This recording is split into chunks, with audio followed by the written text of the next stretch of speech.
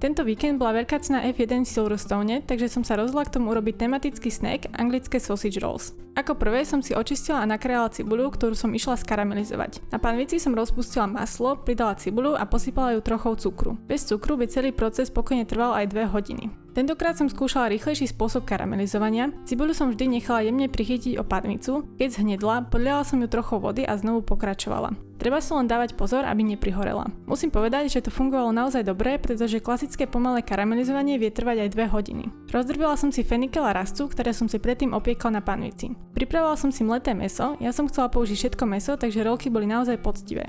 K mäsu som pridala skaramelizovanú cibuľu, nastrohala som cesnak, parmezán a cheddar. Nepodarilo sa mi zohnať čerstvé čili, tak som použila nakrájené jalapeňos. Nakoniec som pridala rozdrvené korenie, čierne korenie, rozmarín, tymián, soľ a petržlenovú vňať. Všetko som poriadne premiešala rukou, aby sa chute spojili.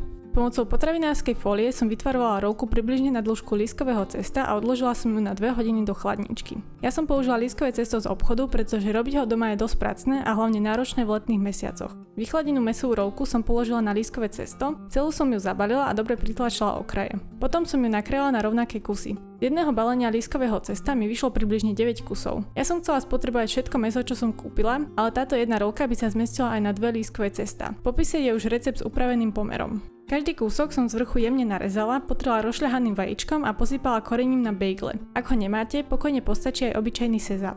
Na budúce by som dala menej mäsa a možno by som ubrala jalapeňos, pretože boli celkom štiplavé. Ak ste aj vy sedeli túto nedeľu pri telke, dajte mi v komentároch vedieť, komu tento rok fandíte. Pa pa!